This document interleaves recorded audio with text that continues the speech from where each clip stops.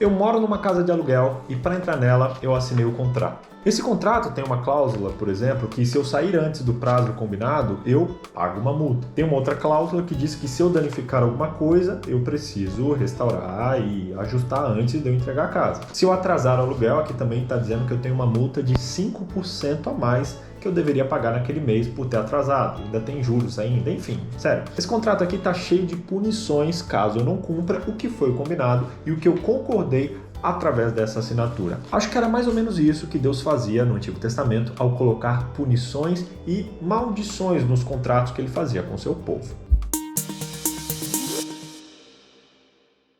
Chegamos na parte obscura de Deuteronômios que fala de maldições. E olha, gente, eu me assustei muito com o que eu li em Deuteronômio 28 e talvez você vai se assustar também. Quer ver? Será, porém, que se não deres ouvidos à voz do Senhor teu Deus, então virão sobre ti todas essas maldições e te alcançarão.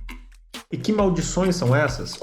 Vou ler aqui no meu computador só para agilizar o negócio, mas olha o que eu separei aqui do capítulo 28. Diz assim: maldito serás tu na cidade, maldito serás no campo, o Senhor ferirá com doenças debilitantes, o Senhor fará os seus inimigos te derrotarem, seus cadáveres serão alimentos para as aves do céu, o Senhor castigará também vocês com loucura, cegueira e pânico. Ficando tenso aqui. Você ficará noivo de uma mulher, mas outro homem dormirá com ela. Construirá uma casa, mas outra pessoa vai morar nela. Não. Chega, tá tenso as maldições aqui, tá? Terá filhos, mas os perderão, porque eles serão levados ao cativeiro. A mulher de coração mais gentil esconderá deles a placenta e o bebê recém-nascido que ela deu à luz para comê-la sozinha em segredo. Meu pai, não. Vou ler mais esse negócio aqui não. Fecha isso aqui. Que maldições são essas, gente? E eu não li nem metade delas. Como um Deus de amor pode ter tido tudo isso? Como encontrar essas respostas? Vai checar a Bíblia, você não é crente?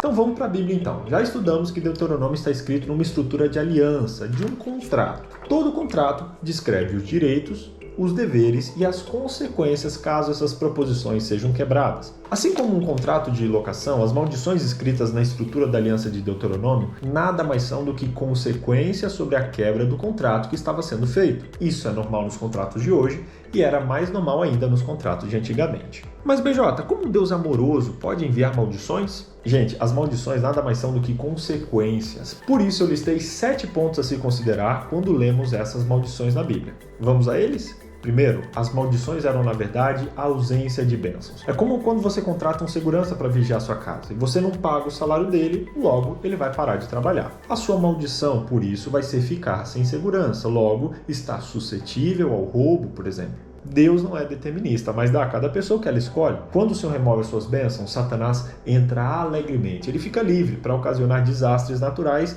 e, inclusive, trazer pessoas más para destruir o povo dele. Então, não culpa Deus quando coisas ruins acontecerem por consequência das maldições. Maldição não é Deus mandando coisa ruim, mas é primeiramente a ausência da bênção de Deus, que é a consequência da nossa rebelião. Jó é um exemplo claro disso. Embora ele fosse inocente, quando Deus abriu a porta para que Satanás pudesse fazer aquilo, Satanás fez todo o mal. Então não é Deus que manda o mal. Simplesmente o mal é a ausência de Deus. Nesse caso, a ausência talvez da proteção e do cuidado de Deus. Mas isso não quer dizer que Deus não esteja ali não. Com Jó, Deus estava ciente de tudo. Mas não foi Deus que mandou a maldição, mas a ausência da bênção ocasiona claramente uma maldição. Quando voluntariamente nos afastamos de Deus e recusamos a proteção dele, as maldições batem à nossa porta, sendo elas basicamente o resultado de andarmos desprotegidos nesse mundo extremamente perigoso. Agora me responde, onde você já viu as consequências dos seus pecados na sua própria vida? Deus te deu a vida para você seguir servindo do pecado, salvando do pecado e servindo no serviço.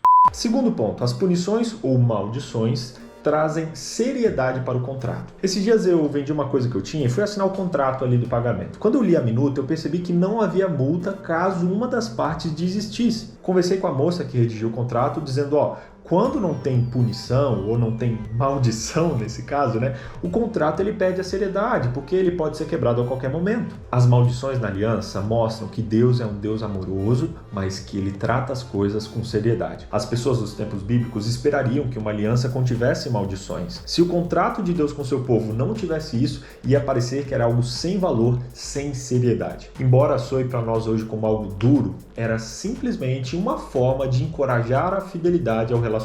Mas não se esqueça, as coisas de Deus são coisas sérias. não são brincadeiras não. Gente, eu vou lá atrás dar um croque na cabeça daqueles meninos. Vocês não vão parar de falar aí, não? Será possível? O que é?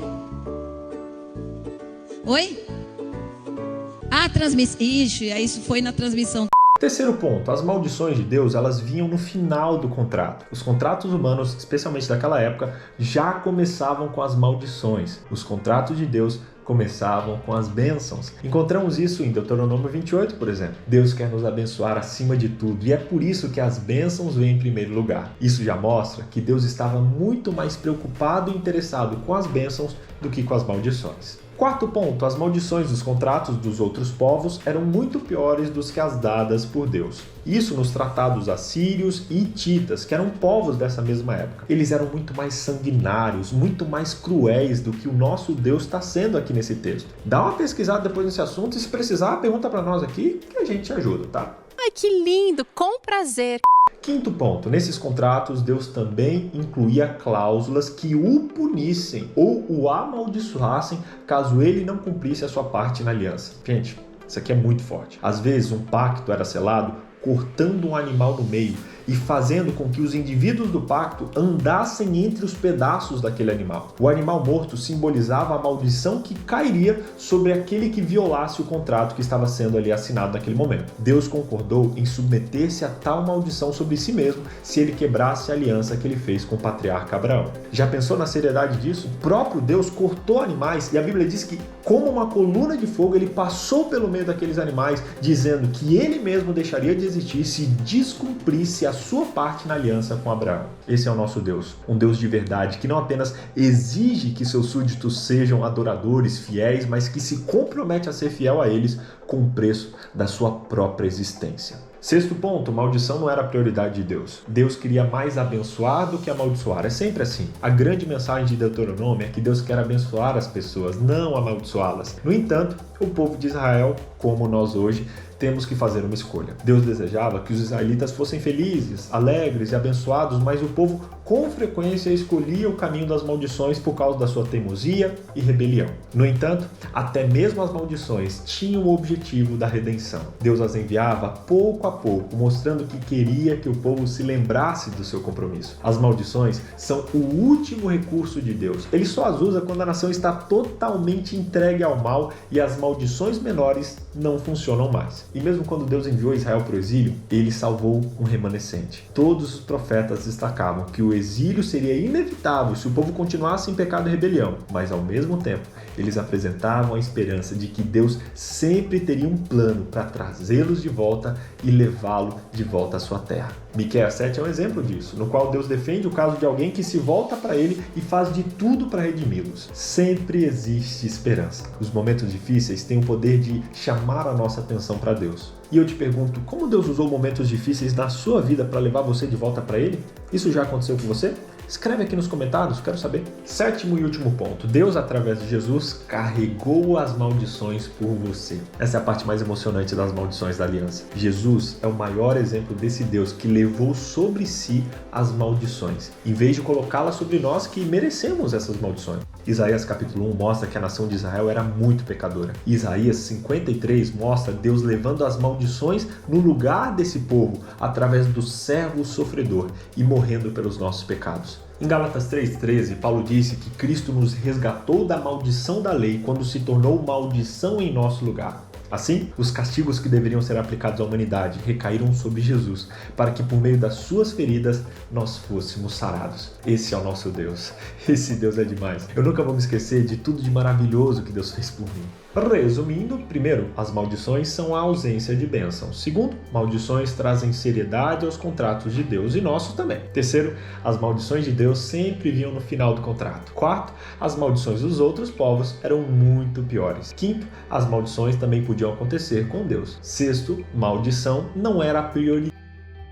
E sétimo, as suas maldições já foram pagas por Jesus. As maldições elas servem para proteger as duas partes, por isso entenda, não é que Deus é mau, é que Deus, ele trata com seriedade os relacionamentos. E ele quer, através disso, não apenas protegê-lo da nossa fidelidade, mas nos proteger, garantindo a fidelidade desse Deus que nunca falha. Entenda que, embora o pecado tenha consequências, Jesus já pagou a maior de todas as consequências, morrendo por você. Então aceite esse Deus sério, amoroso e misericordioso. E entenda hoje que Jesus morreu por você e espera que você simplesmente aceite o sacrifício dele, que já pagou a sua maldição no seu lugar. Você aceita Jesus como seu Salvador hoje? Se sim, escreva aqui nos comentários, eu aceito, que eu quero orar por você para que esse Jesus se mostre cada vez mais presente na sua vida.